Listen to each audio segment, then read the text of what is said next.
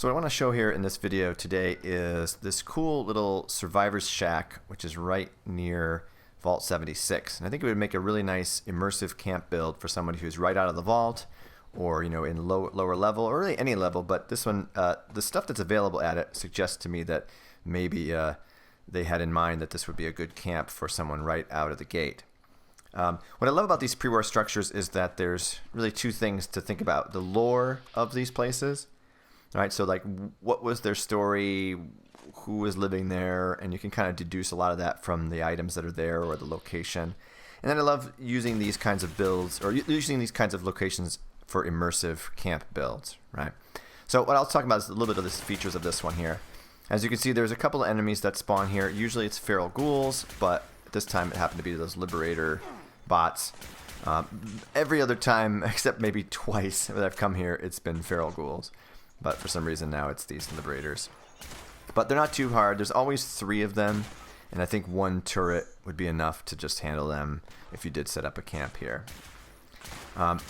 So you'll see that my kind of guess is that this is a survivor's shack. Somebody was like a hermit pre-war and was just living out here on their own. There's no roads that lead up to this cabin, and there's like one little path that's kind of over on the north end that maybe was a way into this, but it didn't seem like this person wanted to be found or wanted to be visited too much.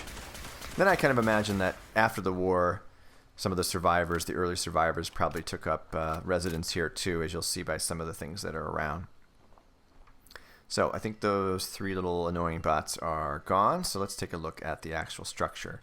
So it's kind of this shack, this survivor's shack, if you will, and you've got several things that spawn in here that are really useful, especially early on. Duct tape, you've got cans, junk that's really useful for steel. There are 2 pipe weapons that spawn in here, 2 pipe pistols. There's ammo. I think there's 3 different spawns of ammo. You've also got pre-war food, which is really useful early on. You've got some kind of alcohol. What is that there? I just glossed over it. I don't remember, but it's something. Straw pillows, a bobby pin box, flip lighter, gas canister, and there's some more pre-war food over here. Another thing that's cool is there are actually a couple of ways to get leather from here. So there's 2 bundles, one right here on this bunk, and then another one on the other side of that bunk. And then there's one outside as well. So there's the other hide. So that's really useful for building armors early on.